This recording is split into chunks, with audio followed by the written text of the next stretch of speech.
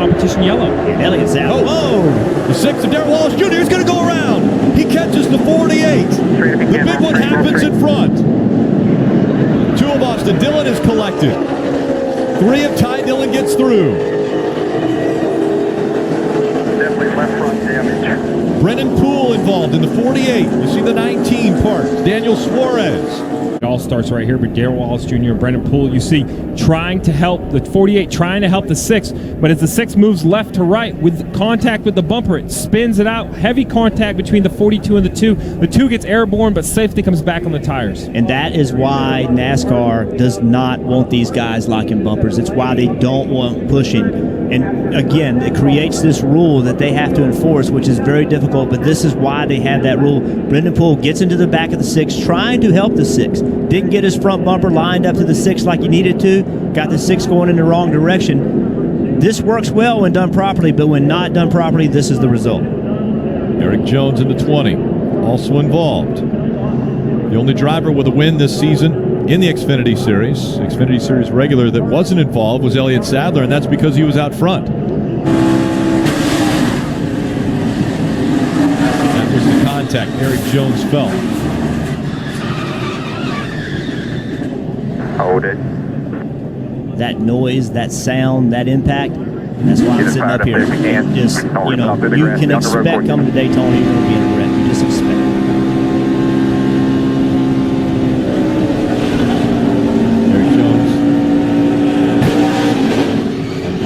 And then the contact there. We just got caught in the right rear. We made it through it, but then we got clipped in the right rear. Going to come to you with the right side damage, guys. Daniel Suarez is almost completely clear. But you see right here, there's a gap between the 6 and the 48. As that gap starts to close, the 48 hits him once, everything's fine. And then he hits him a second time closer to the right rear corner, and you see that starts to move the tail of the 6 from left to right. Darrell Wallace Jr. does the best he can to regain control, but at these speeds he loses control, gets into the 20, and then you start to see just back and forth. You see the 19 and Daniel Suarez as it leaves the screen, almost has it collected. The 2, great to see that car come back onto the ground. We saw cars go airborne in Talladega. That car could have easily went up in the air and flipped over. The roof flaps open, the cowl flaps open, set the 2 back on the ground. And the problem started with where Brendan Poole was trying to bump draft. You're still in the corner. Occasions and Buddy the big action, letting on one of the cars, Ralph Jones, and look at the impact. Ralph Jones really getting knocked. The driver himself, he's got his head forward. The car's caught in fire. It's smoking. It's not a petrol fire, it's an oil fire, because you can see that black smoke coming out there, but the driver's unconscious. Ralph Jones is still in the car, and the emergency crews are going to try to get to him as quickly as possible. This accident occurred right in front of us on the main straightaway, and Jackie, I think you'd better get down there and see if we can find out from anybody what really happened. Also, Lenny Pond's car is up against the retainer wall. He seems to be okay, but they're trying now to get the fire out. Also, a little fire takes place at the rear of the Jones car near the fuel tank. And immediately the crew goes back there to try to put that out. Also get the trunk hood up and see if there's fire in there. And now they can't get him out. They're trying to break that mesh down to try to get to the driver himself. That car was just a flaming meteor as it went by us here on the home straightaway. And now Jackie Stewart has gone down below and I believe has Lenny Pond with him, who was running 4th at the time of the mishap. And Hans Binder are involved in an accident at the chicane, and the rest of the field come hammering in and collect a lot of them. Drivers ignoring yellow flags, and this being the cause of a great deal of recrimination afterwards. A major incident, a major accident, and there is Peterson getting out of his car with a damaged leg. Moves to 4th place there, now right up against Matt Kenseth. And take a look at what happens to that piece of debris. Yeah, there it went. Trouble. Caution flag, Dale Earnhardt Jr. brings out the first caution of the day. Just stay there as low as you can there, buddy. Okay? Was that a left front tire that went? Lost it. Oh, no, he said he lost it. Is that the 5 car on the bottom there? Teammate. And clear low. Outside still the 2 on your tight. The 5's coming to you. I think when that 2 went by, it just sucked it around. I tell you, DW is a combination. The 2 was on the outside of him, and when that 14 came up just a little bit, I think that took the rest of the air off of the... getting blocked. Whoa, got another spin, contact. This time, the 30 of Buescher. All three Turner cars. Sorensen in the 32. Leffler, who would have come out of here with the points lead.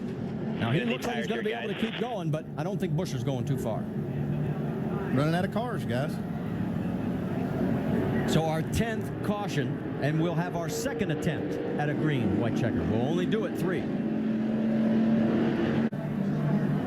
That's the chance you take anytime you pull up to block. We haven't seen a lot of blocking with this type of drafting, but that's exactly what can happen. That's why we haven't seen a lot of it. Boy, and there's a hard lick right there in the right front corner. Well, Sam Hornish did a nice job of avoiding that. He's had his share of problems already today, but he missed this one.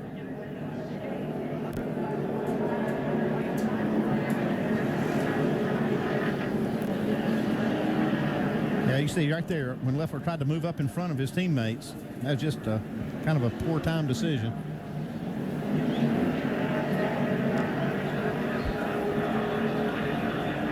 Well, we have, as we've gone into a record-tying 10th caution, I'm looking at my watch, and we are...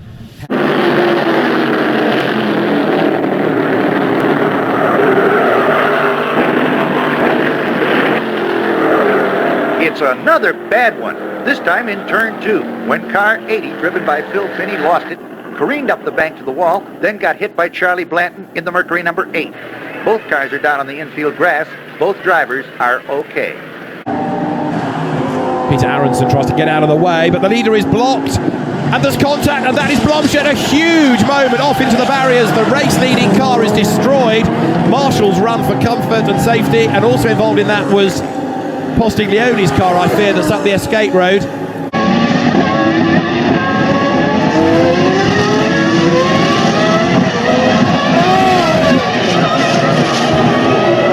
Oh, shit!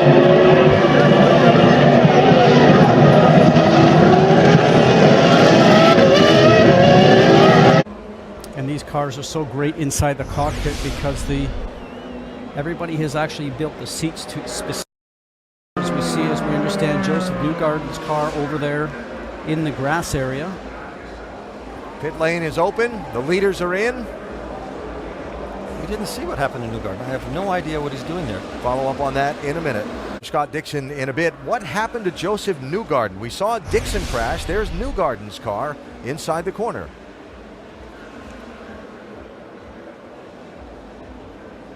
Now Joseph Newgarden seems to be coming out in a normal line, and that looks like Martin Plowman's not slowing down for the accident and gets into the back of Joseph Newgarden. Well, these teams take a lot of pride in these contests, and it's a big part of the day. We've got trouble. Eliseo Salazar slides off of corner number 2 and hits the inside wall. That's Race Control Radio we're hearing. Hold up, pace car. You can see the right rear is still connected to the car, so the energy management system obviously did its job on that particular situation, but that car hit the wall pretty hard. Well, again, you can see him, he lost tracks in the back end, came around, he hit the outside wall first, but then it shot him right across the racetrack, and again, you can see the right rear tire stays with the vehicle. Again, off the corner, the back end jumps out. He lost the car way back at the apex. It taps the wall, and it really shot the car across the racetrack, Bob. You don't see that often, but he got out of the car. And then watch this one. Robert Mitten into the tire barrier at the exit of turn 8. Michael, that is one of the fastest sections of the racetrack. Look at that debris flying in the air. Those tires like they were just toys tossed up in the air. But Mitten steps out of his truck, and he's perfectly fine, even though he can't reach the ground at first. Into the triumph they come. Dale Earnhardt Jr. to the bottom of the track. Jr. will win at Daytona. And the big one happens behind them.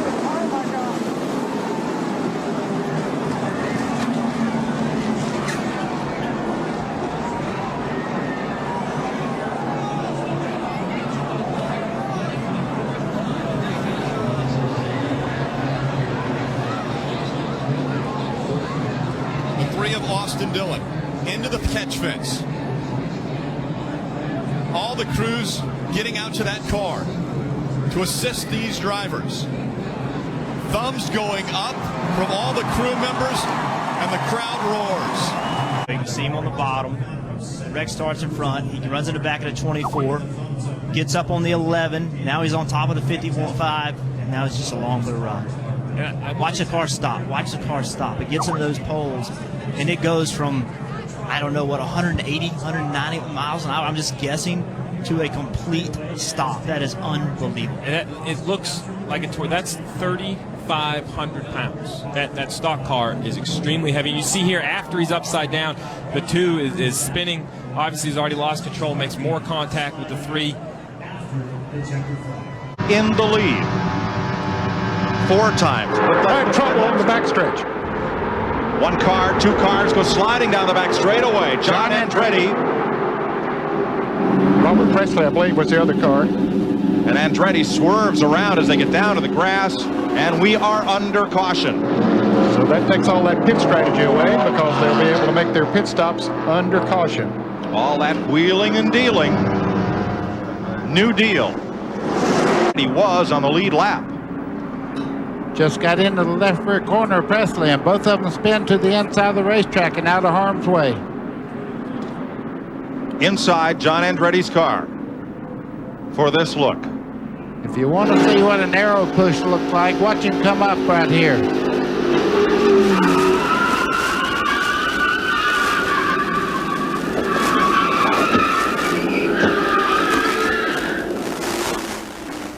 Quickly gets to those gears and gets it on out of there. He has made a pit stop. Suddenly there's a skid, and Floyd Roberts smashes in the box once his car, setting it ablaze. Chet Miller crashes through the infield fence and turns turtle. A triple crack-up.